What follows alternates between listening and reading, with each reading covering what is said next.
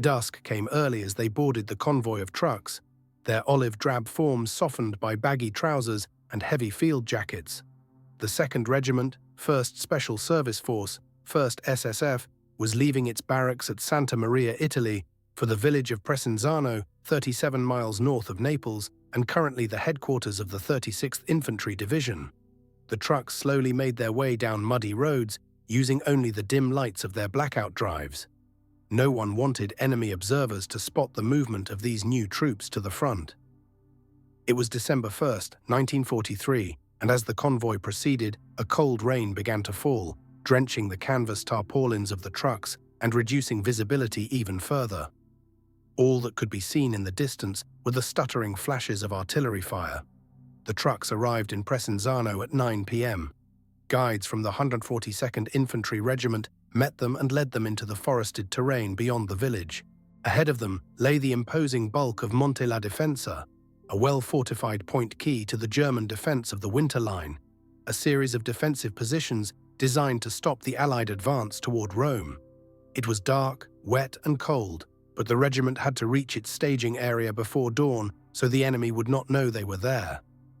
It was a 10-mile march, and some of the men carried close to their own weight in weapons and equipment. They were fit and tough, and up to the task, however. They passed the bodies of Americans killed earlier in the battle and kept going. Sergeant Donald McKinnon of the 2nd Regiment's 1st Company remembered, "There was a menacing feeling about the whole thing.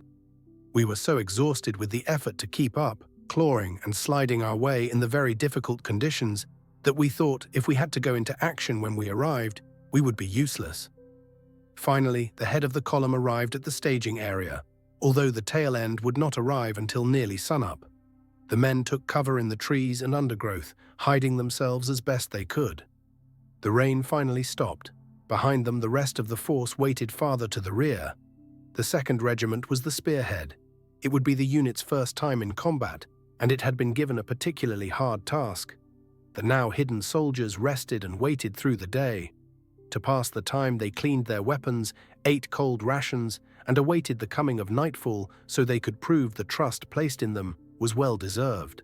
The 1st Special Service Force had its origins in early 1942.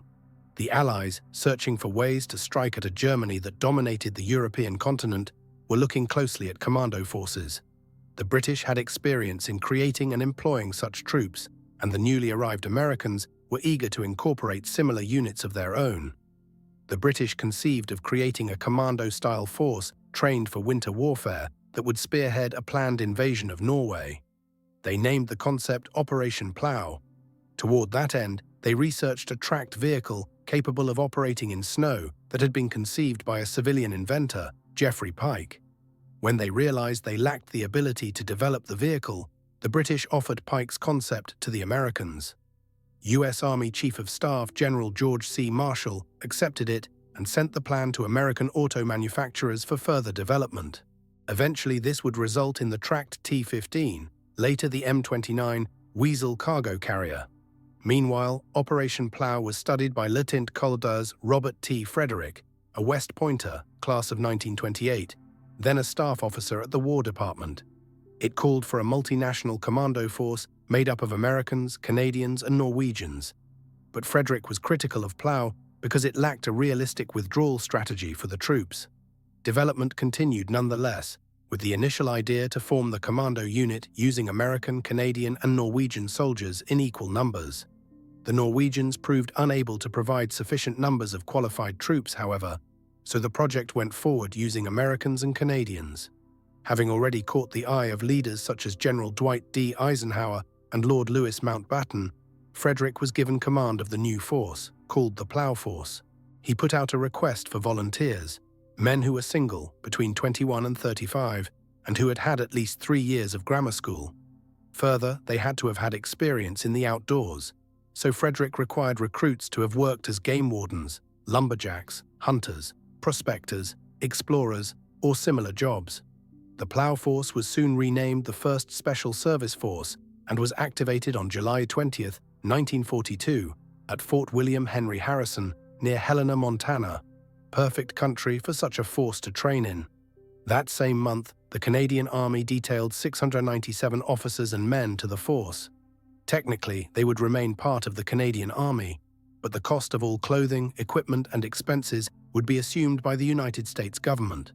Frederick had the raw clay of his commando force and set about molding it into a unit worthy of its name. The 1st SSF's training was among the most arduous given to any Allied soldiers during the war. Physical fitness took a high priority. Only men in peak condition would be able to carry out the demanding task of fighting in the cold and snow. Forced marches could span 36 miles with a full load of combat equipment. The men also received parachute training, though the compressed time available meant they only made 2 jumps rather than the normal 5. This went on for several months. The result was a cohesive unit of tough, resourceful men able to work together under difficult conditions. First Lieutenant Bill Story recalled, "We did calisthenics, extended calisthenics. We had the usual push-ups and running from place to place, but we also did a lot of walking, a lot of simply walking over the hills and climbing up the mountains. It was excellent conditioning. There was mountaineering too.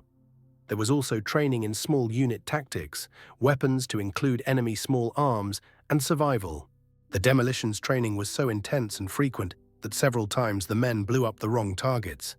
Hand-to-hand combat training was provided by Ireland-born Captain Dermot Michael, Pat O'Neill, a martial arts expert and former international police chief in Shanghai. O'Neill showed the men how to kill using knives, garrots, and just their hands and feet. The 1st SSF was organized differently from standard infantry formations, closer to that of airborne or other specialized Allied formations, and reflected its binational origin. The basic unit of the organization was the section, composed of 12 men led by a staff sergeant. The section included demolition specialists, a medic and a radio man, not unlike modern special forces teams. There were 2 sections in a platoon, which also had a mortar team and was led by a lieutenant and platoon sergeant. 3 platoons made up a company. There were 3 regiments, but only 2 battalions per regiment, and a battalion consisted of 3 instead of 4 companies. The 1st SSF also had a headquarters that included service, maintenance, medical, and communications outfits of various sizes. At full strength, there were nearly 2,800 men in the 1st SSF, a robust size for a commando-style establishment. The service debut of the 1st SSF came in the Aleutian Islands on August 15, 1943, during the invasion of Kiska. The 1st Regiment, Lt. Col. Alfred Marshall, led the assault in rubber boats, while the 3rd Regiment, Lt. Col. Edward Walker, came ashore the next day. The 2nd Regiment, Lt. Col. D.D. Williamson, waited offshore as a reserve. The attack proved to be anticlimactic, as the Japanese had evacuated 3 days before, leaving no one to fight. The event proved no more than a realistic training exercise, though the men were praised for their professionalism by the invasion's commander for landing in darkness and achieving all their objectives on schedule despite the harsh weather and difficult terrain. Colonel Frederick was also singled out for praise. To make use of the 1st SSF's talents, the unit was quickly brought back to the United States and, by September 1943, was training again at Fort Ethan Allen in Vermont. No one told them where their next assignment would be, but they began to receive lessons on Italy and its people, so it was not hard to guess. They soon departed for Hampton Roads, Virginia, where they boarded transports and departed for the Mediterranean on October 28, 1943. Ahead of them lay the Winter Line, a hell of cold weather and close combat. From September to the winter of 1943, the Allies struggled to move up the mountainous boot of Italy toward Rome and points north. The Allies made progress, but it was tough going. The German commander, Field Marshal Albert Kesselring, was determined to make the advancing Anglo-American force pay for every inch of Italian soil it seized. The restricted and rugged terrain gave advantage to the defense. Kesselring chose to form a main line of resistance called the Gustav Line that ran from one coast to the other through Monte Cassino, but he needed time to construct its defenses. In front of the Gustav Line, another defensive work called the Bernhardt Line was quickly formed. Along with delaying actions along the Volturno River, this promised to delay the Allied advance until the Germans were ready for them. Together, all these fortifications would be known as the Winter Line. The Bernhardt Line was partly composed of several mountains that overlooked the Mignano Gap, a route that led into the Liri Valley and Rome beyond. Several mountain masses sat on each side of the gap. On one side was Monte Lungo, while the other side was covered by Montes Maggiore, La Remetanea, La Difensa, and Camino. These mountains made excellent defensive positions and provided observation of the entire area. At 1,900 feet high, Monte La Difensa and its companion peaks formed the key to holding the area. Without them, the German defense would eventually crumble. Capturing them would be no easy task, however. A post-war US Army study of the battle stated, "The Winter Line as an entity was thus a formidable barrier to operations of the Allied armies. There was no single key, no opportunity for a brilliant stroke that could break it. Each mountain had to be taken, each valley cleared, and then there were still more mountains ahead, and still another line to be broken by dogged infantry attacks." Various Allied units had tried to take these mountains, but a combination of the stiff defense, bad weather, and exhaustion from previous fighting left them unable to do so. Lieutenant General Mark Clark, commanding the US Fifth Army, needed a force that could break open this mountainous defense and get the stalled Allied drive moving again. The 1st SSF was selected for the task and arrived in the area on November 22nd. The force was attached to the 36th Infantry Division, which had recently relieved the 3rd Infantry Division along the Winter Line. The men were assigned to take 1,900-foot-high Monte La Difensa and move on to seize the adjoining Monte La Remetanea. Frederick and his men began preparing for the difficult task ahead. To defend the Winter Line, Kesselring assigned General Fridolin von Senger and Ettelin's 14th Panzer Corps. This formation contained 5 divisions with different levels of combat experience. As Monte La Difensa was a key point, the veteran 15th Panzer Grenadier Division was assigned to hold it. They were arrayed in depth with good artillery support and numerous mortars that could drop rapid and accurate fire all along the front. The German observers quickly registered their guns and mortars on likely avenues of advance and established supply and casualty evacuation routes. Many positions were formed using local rock to make bulletproof machine gun nests with interlocking fields of fire. The objective the 1st SSF was assigned to attack was specifically defended by about 250 men of the 3rd Battalion, 104th Panzer Grenadier Regiment. Next to them, about half of the 3rd Battalion, 129th Panzer Grenadiers, was also in the 1st SSF zone. The other half was spread into the zone of the neighboring British 56th Division. The local reserve for these units was the 115th Reconnaissance Battalion. One report put the total number of Germans defending the mountain at about 340. They were well supported by artillery, but Allied airstrikes and artillery fire made it difficult for them to get supplies forward. By the time of the 1st SSF attack, they had already held off Allied attacks, despite being under strength. Monte La Difensa is a steep mountain overall. Its lower slopes are covered in scrub pine and dotted with boulders, neither of which provided much cover or concealment. The upper slopes held almost no vegetation, and the summit was a shallow depression. One side contained sheer cliffs that could not be climbed without specialized equipment and training. There were many trails that were too steep even for mules, thus requiring men to be the pack animals. Numerous deep ravines abounded, making any ascent even more difficult. Overall, Monte La Difensa appeared to be a natural fortress, almost impregnable as it towered over the Allied lines. Colonel Frederick conducted personal reconnaissance of the mountain and sent 1st SSF scouts to reconnoiter it as well. They discovered that the position, although formidable, was not without its weaknesses. Frederick flew a number of aerial reconnaissance missions around the mountain and noticed many of the fighting positions were completely focused on the most likely direction of attack and were not situated or constructed to easily defend against an assault from their flanks or rear. The Germans themselves later noted this, blaming a shortage of experienced officers and engineers for the shortcoming. Frederick noticed that the sheer cliffs on the mountain's northeast side were a difficult obstacle, but one that his men were trained and equipped to overcome. One scouting party was formed by Major Ed Thomas, the executive officer of the 1st Battalion, 2nd Regiment. He took 2 lead scouts from the 1st Company, Staff Sergeant Howard Van Osdale and Canadian Sergeant Tom Fenton. Van Osdale soon found a way to reach the base of the cliffs. Private Joseph Dauphiné of the 1st Company recalled, "Van was a king among scouts. He was a real mountain man. He could read terrain as you could read a book. He found an excellent route for us to reach the front of the cliff without being detected by the Germans. Frederick assigned Lieutenant Colonel D.D. Williamson's 2nd Regiment to lead the attack. They would have to scale the mountain, surprise the Germans, and then continue through to Monte la Remetanea. The 1st Regiment, under Lieutenant Col. Alfred Marshall, would wait at the base of the mountain as part of the division reserve. Lieutenant Colonel Edwin Walker's 3rd Regiment was assigned separate tasks for its battalions.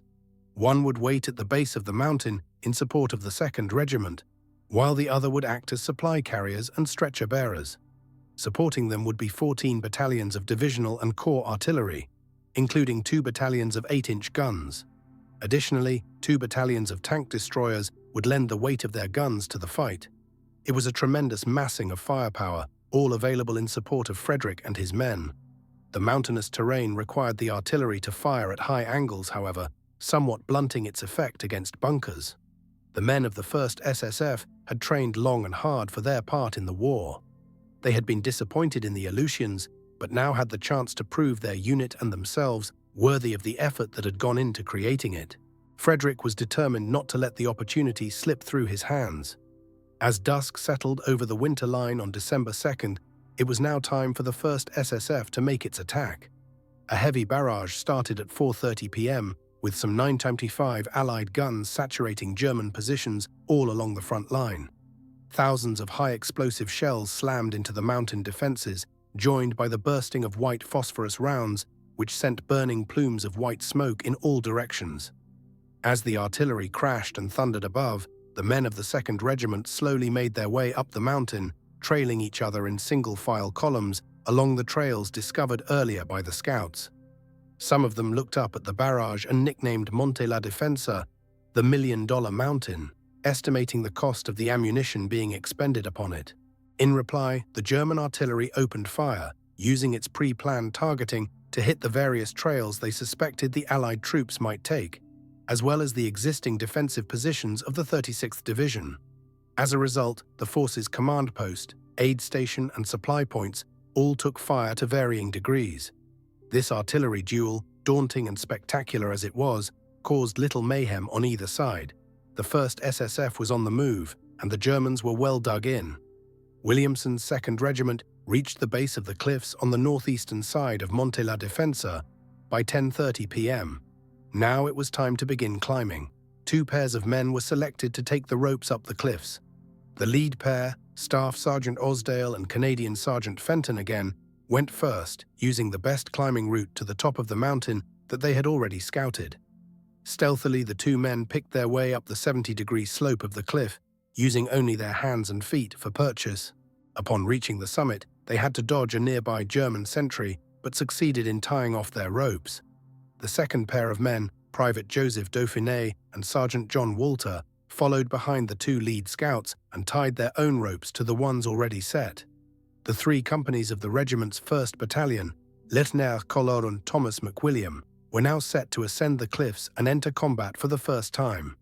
They carried only their weapons, ammunition, and musette bags, as light a burden as possible to speed their rise. Behind them, Moore's 2nd Battalion waited for its turn to climb, carrying with them more weapons and ammunition along with water. Farther down the slope, part of Walker's 3rd Regiment prepared to carry out its supply runs, loaded down with food, more water, medical supplies, and ever more ammunition. It was a tense time. If any unit were spotted, surprise would be lost, and the whole force exposed to German fire. Finally, at 1 a.m., Frederick gave the order for the 1st Battalion to begin its ascent. 2 at a time, the soldiers made their way up the cliff. The tension grew even worse. Each tiny sound of the ascent seemed to echo loudly, causing the men to wonder if the Germans had heard them. A cold rain was falling, making the rocks slick but likely masking what little noise they were making. The artillery had shifted fire, but this was actually good. The rounds striking the new target, Monte Remetanea, caused echoes that further stifled the noise of the Allied climbers. 2 hours later, the 1st Company had scaled the mountain and all stood at the top, formed into a rough skirmish line, creeping carefully to their left. The 2nd Company was entirely at the summit at 4:30. A man took its place in the center. Finally, the men of 3rd Company made their way up the ropes and occupied the right flank. In their first combat action, the 1st SSF had achieved complete surprise. The Germans were unaware of an enemy battalion in their rear, as they had not guarded it sufficiently due to the cliffs they thought unassailable. Now it was time to attack. The 1st Company's 3rd Platoon was at the front of that attack, and Scout Howard Van Osdale was in the lead. Suddenly, as he crept forward, a German sentry appeared and saw Van Osdale. The American quickly drew his Fairbairn Sykes fighting knife and stabbed his opponent quietly enough so that it did not alert any others. Not yet dead, the German rolled down the slope and landed near a sergeant named Whaling, who watched the enemy soldier gasping for air. Moments later, Whaling continued forward with the rest of the men, now only yards away from their foes. Suddenly, a German voice called out in the darkness. Stories vary as to what alerted the German. One version points to some loose rocks kicked as the men covered the last few feet. Another story points to a helmet falling off a man's head. Whatever the case, just after the German called out, he was answered with gunfire. Sergeant Donald McKinnon recalled, "That's when machine gun fire opened up all around us." It was about 5:30 a.m. Flares soared into the sky, shedding stark illumination across the rocky landscape. Mortar rounds flew through the air to land among the men, who replied with grenades and fixed bayonets. The top of Monte la Difensa erupted into a hell of hand-to-hand combat, explosions and screams of pain and rage. Sergeant Joe Glass of 1st Company later remembered, "We got into it right away. We had fixed our bayonets because we anticipated hand-to-hand combat, and thank God we did because we were working real close. I'm not sure what happened those first few seconds, but in no time at all, I didn't have a grenade left." Glass described how he used one of those grenades. "There was a kraut down below me over a ledge shooting tracers straight up in the air.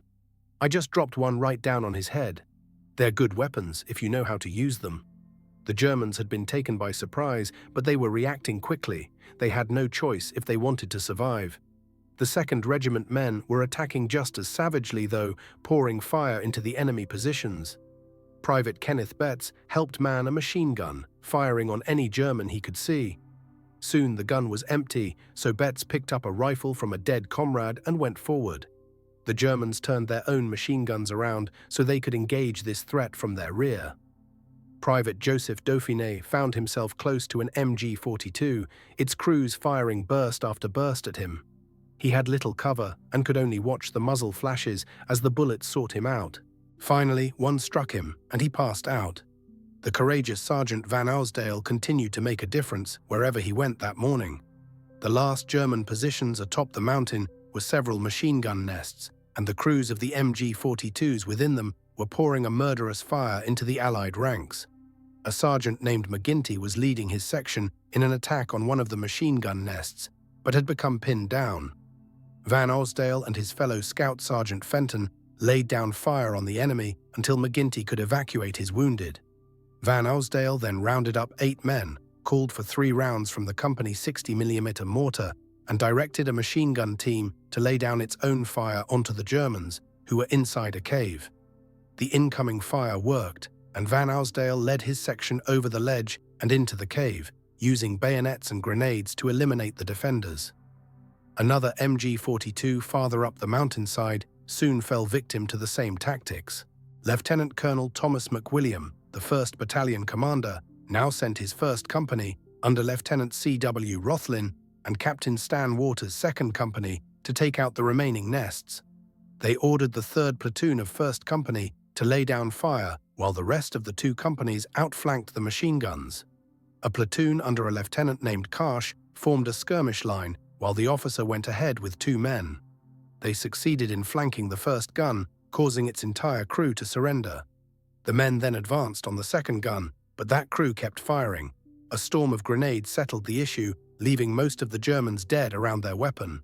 With 2 more machine guns out of action, most of the remaining Panzer Grenadiers decided they'd had enough. Many began retreating across the narrow saddle that separates Monte la Difensa from nearby Monte Remetanea. Those who couldn't get away surrendered. For a few minutes, the mountainside was dotted with white flags and Germans with their hands held high. A few Panzer Grenadiers were still fighting, however, and this led to tragedy. The 1st Company commander, Lieutenant Rothlin, was dealing with a group of surrendering enemy when he was shot in the face. Accounts vary. Some say he raised his head or left a position of cover to check on some Germans who had raised their hands. Others claim he was escorting some men who had already surrendered. Another story stated the Germans would feign surrender with submachine guns concealed behind their backs. Whatever the cause, Rothlin was killed in the chaos of the moment. In response, several men adopted a take-no-prisoners attitude. The company was now led by 1st Lieutenant Larry Payette, who spread his men out to make them less vulnerable to incoming mortar and sniper fire. The Krauts fought like they didn't have any intention of losing the war, remembered another lieutenant. We didn't take any prisoners. Fighting like that, you don't look for any. Another soldier was told to escort a captured officer back down the mountain. He returned just a few minutes later reporting, "The son of a bitch died of pneumonia." By 7 a.m., Lieutenant Colin McWilliam had deployed his 1st Battalion in defensive positions, ready to repel an expected German counterattack. The men were positioned to defend the south and west faces of the mountain. Monte Remetanea lay to the west and was still held by the Germans. The 2nd Regiment's 2nd Battalion, under Lieutenant Colonel Bob Moore, had just begun to arrive on the mountaintop. The fresh troops began replacing the 1st Battalion men so they could prepare to push on toward Monte Remetanea. McWilliam wanted to move on Remetanea before the Germans could regain their balance. The Allied commander also realized the American 36th Division's 142nd Regiment was attacking adjacent to them and would be hard-pressed to hold their gains unless the Germans were pushed back farther. The 1st Battalion formed up to advance, and true to form, McWilliam and his staff took position at the front, ready to lead their men forward. German mortar and artillery fire began landing among them, and enemy snipers fired at whatever target appeared in their sights. McWilliam, at the head of the 1st Company, had just given the order to move out. In the very next moment, a mortar round exploded in their midst, killing the commander and 2 others. One soldier recalled, "I looked back just in time to see them disappear. It was just a red mist." The rest of the staff was wounded, blast and shrapnel pelting the entire group. The much-needed assault, necessary to prevent the Germans from regaining their balance, was momentarily stopped in its tracks. Taking McWilliam's place was Major Ed Thomas, the executive officer of 1st Battalion, 2nd Regiment. Colonel Frederick soon arrived as well and told Thomas to wait until more men and ammunition could be brought up. The colonel had made his headquarters at the base of the mountain, but climbed the ropes to personally see what was happening. Frederick moved among the troops, sending out patrols and slowly expanding the patch of rocky ground the 1st SSF held, and constantly exposing himself to enemy fire to lead the men forward. One captain recalled, "His indifference to enemy fire was hard to explain, as there were times when a heavy barrage of mortar fire would send us scurrying for cover only to come back and find him smoking a cigarette, in the same position and place we had vacated in a hurry." The 1st SSF men grimly held on. A lieutenant remembered sharing his foxhole with an enemy soldier. He didn't bum any cigarettes or anything, because he was dead. At about 8:35 a.m., Frederick was given a message from a British liaison officer stating that the adjacent British 169th Brigade had taken several hills, including Monte Camino. Unfortunately, the Germans actually still had a presence on the northwestern side of Camino and were using it to direct fire on the 1st SSF. They were also reinforcing the saddle between Difensa and Camino. The US 142nd Infantry Regiment was also pushing forward to its objectives, unwilling to wait for Monte Remetanea to be taken. The resupply efforts were taking time, so Frederick decided to wait until dawn the next morning for 2nd Regiment's attack. He told the unit's leaders to use artillery fire overnight against the German positions and to send out patrols to eliminate any Germans to their south. Later, as Walker's 3rd Regiment began arriving with fresh supplies, word came that the British had lost Camino to a German counterattack. That resupply effort was almost as miraculous as the successful ascent of the mountain by the attacking 1st SSF men. Each man carried a packboard on his back, loaded with jerry cans of water, packages of rations, and heavy burdens of ammunition. Blankets and medical supplies added more weight.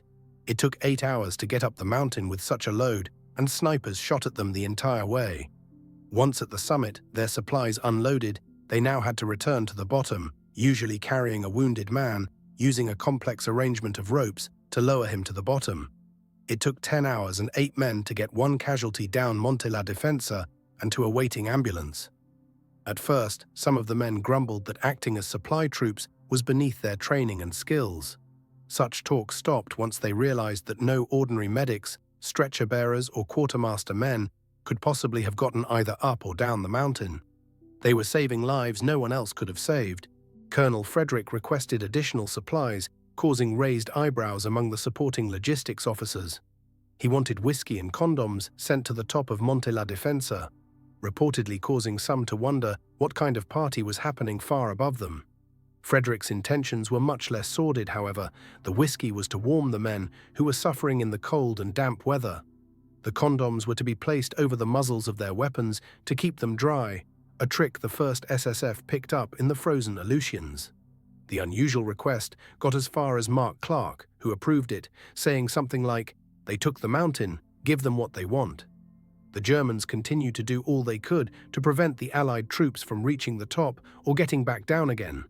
Snipers used tracer rounds to direct mortar and artillery fire.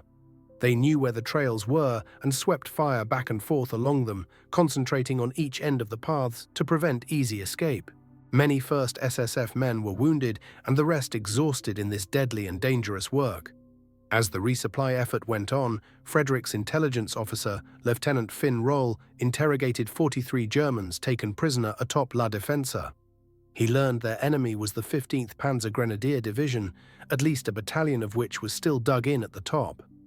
Roll also knew about 75 enemy dead had been counted from the morning's assault.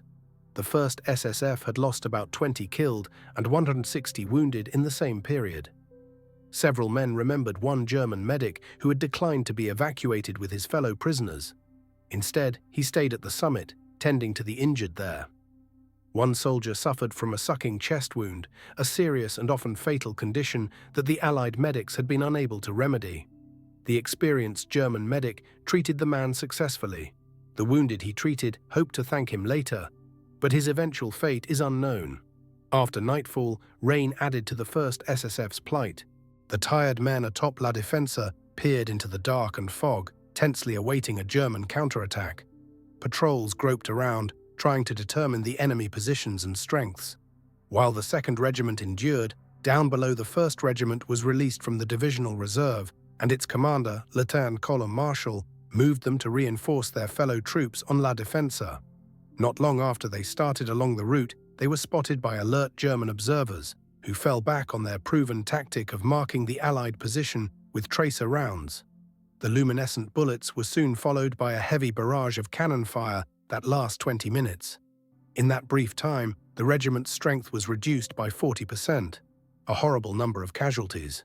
The remainder quickly regrouped, however, and moved up the trail to join their comrades. At dawn on December 4th, the situation was still far from clear. There were reports of strong German positions south of Remetanea, and Frederick still worried about a counterattack. He decided to postpone his attack another day until dawn on the 5th. Throughout the day, more patrols went out. Often the 1st SSF men coming down the slope from La Defensa met German patrols coming up from Remetanea. It was foggy and the rain continued. Sometimes the mist would clear suddenly, exposing men to snipers. Men shot at each other through the fog. If it cleared, all would take cover and wait for the patrol leader to decide whether to attack or disengage. Accurate mortar fire made the situation even worse. A German specialty was a 6-round volley with an adjustment afterward.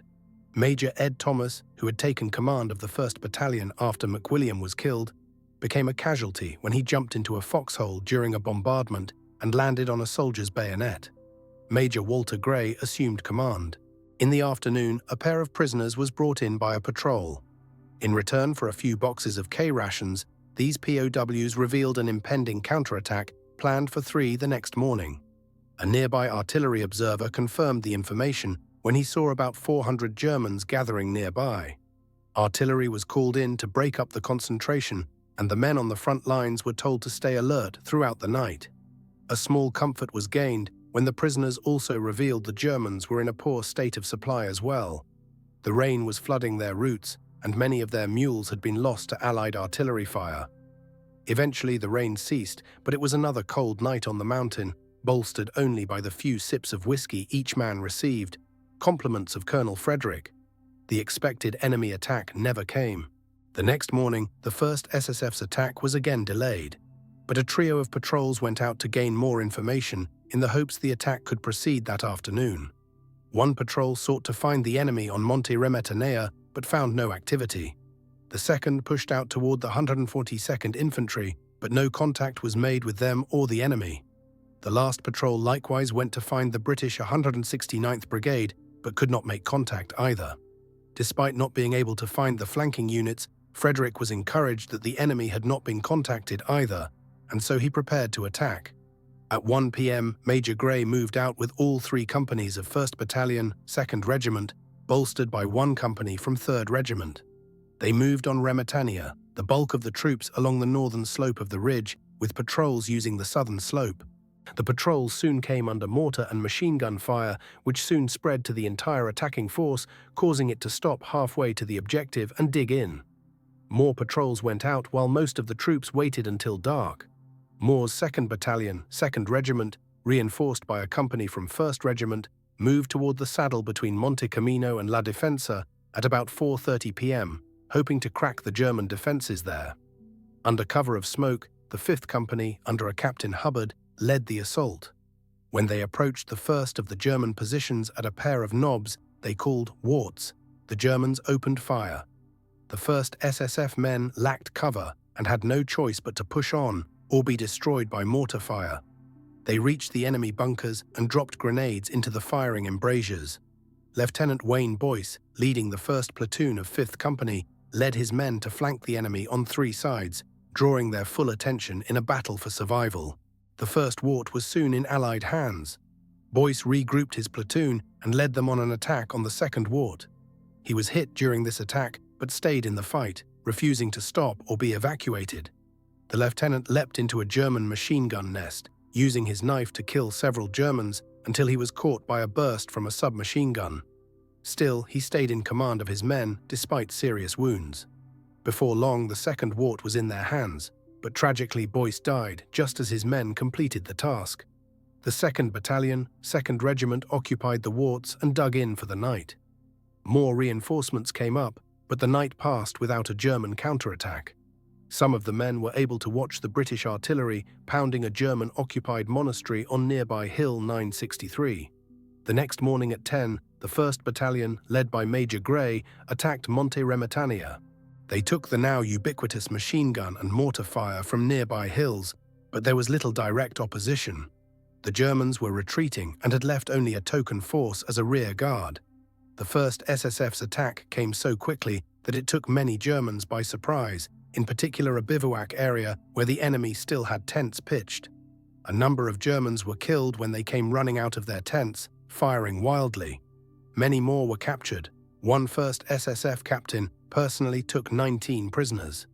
By noon, Monte Remetanea was at last in Allied hands. With that objective secured, the unit pushed down toward the valley below, realizing that the enemy was in retreat. Frederick wanted to capitalize on the situation, but knew his men were suffering from exhaustion and the cold weather. Snipers were still a problem, and the men noticed every time they were using their radios, German mortar fire soon fell on the radio's location. Frederick saw a group of Germans coming up a draw southwest on Monte Camino, and he told the 36th Division commander that unless the British could take Camino by nightfall, he should let the 1st SSF attack it instead. No such order came, and the men dug in for another night, enduring more sniper and mortar fire and awaiting a counterattack that thankfully never came. Finally, on the morning of December 7th, the force men linked up with British patrols on their flank. A near tragedy occurred when a British patrol fired on some 1st SSF men in a dense fog. The situation was cleared up before anyone was hit. Another British patrol arrived at the 2nd Regiment headquarters and was surprised by how many majors and colonels were present at the front lines. Lieutenant Colgers Williamson told them that the unit believed leaders should lead from the front. So that's where they were. The battle was winding down, but there was still fighting to be done. A platoon-sized patrol from 1st Battalion, 2nd Regiment, was sent to link up with the British. It instead came across a strong enemy position defended by 50 Germans. The patrol leader realized he was ill-equipped to take on such a large force of well-armed enemy and wisely pulled back. Elsewhere, 1st SSF men hunted for the few remaining snipers who still plagued them. Most of the snipers were lone soldiers, cut off from their comrades. Other force men struggled to bring the last of the wounded down the mountain. Overhead, the weather cleared and Army Air Force's transports tried to drop additional supplies, but most fell out of reach. The next day, December 8th, Major Gray sent his entire battalion to take out the German outpost his patrol had found the day before. Plenty of artillery was laid on, and the clear weather aided in coordinating the attack. The 1st SSF men advanced under the cover of a rolling barrage. Fully half the German force was killed and 7 were captured. It was the last fighting the 1st SSF would do on the mountain. The German troops were found to be part of the Hermann Göring Division, sent in to bolster the rear guard. That night, 2 battalions of the 142nd Infantry arrived to take over the Monte la Difensa area. The 1st SSF was relieved and slowly made its way back down the mountain. Later, in daylight, some were amazed to look at the terrain they had climbed and attacked through. Their replacements were similarly amazed at the state of the men. Many stared at the bloody, filthy, exhausted men who had accomplished in a few days what the regular infantrymen had been unable to in weeks. The next day, they boarded trucks for a journey back to where they had started, the barracks at Santa Maria. On December 10th, Colonel Frederick received a pair of messages. The first was from the 2nd Corps Commander, Major-General Jeffrey Keyes. It acknowledged the difficult conditions under which the unit fought and congratulated them on a mission well accomplished. The second message was from Lieutenant General Mark Clark, commanding the 5th Army. It further noted the difficulty of making a successful night attack in mountainous terrain against a tenacious enemy. Clark also praised the 1st SSF for doing so well in its first combat action. In 6 days of combat, the unit had suffered about 25% casualties, including 73 dead, 9 missing, 313 wounded, and 116 suffering from exhaustion. The casualty lists showed the dreadful causes: gunshots, mortar fragments, grenade lacerations, concussions and fractures, even amputations. It was withdrawn from the line for 11 days of rest and reconstitution. Afterward, the 1st SSF went back into the fight, tasked with taking more mountaintops that other units had been unable to seize. On one of them, Monte Maggio, Marshall's 1st Regiment ran so low on ammunition that it had to use captured weapons. Despite this, it repulsed more than 40 counterattacks. In February 1944, the unit was sent into the Anzio beachhead, the Allied attempt to outflank the winter line and expose Rome to capture. There, remnants of the decimated Derby's Rangers were sent to the 1st SSF as replacements. The unit held a place in the line and took part in leading the eventual breakout in May. Later that summer, the 1st SSF would be incorporated into the 1st Airborne Task Force for the invasion of southern France. Afterward, however, the unit, which had accomplished so many arduous missions at long odds, was simply disbanded. It was a common fate for many such units during the war. Many senior leaders lacked familiarity with relatively small, specialized organizations that did not easily fit into a conventional order of battle. In its relatively short life, the 1st Special Service Force proved what a well-trained, motivated and disciplined group of soldiers could accomplish when they were well led and given tasks within their broad capabilities. Frederick was, in time, promoted to Major General and later commanded the 45th Infantry Division. He was one of the youngest generals of the war, retiring in 1952. The exploits of the 1st SSF would be celebrated in the 1968 war movie The Devil's Brigade, starring William Holden as Colonel Frederick. A number of books have also been written on the unit, and a website honoring the 1st SSF men, www.firstspecialserviceforce.net, is full of personal photographs of the men and the locations they served in. Both the modern-day Canadian and American Special Forces draw important parts of their heritage from the 1st SSF, which both still honor today.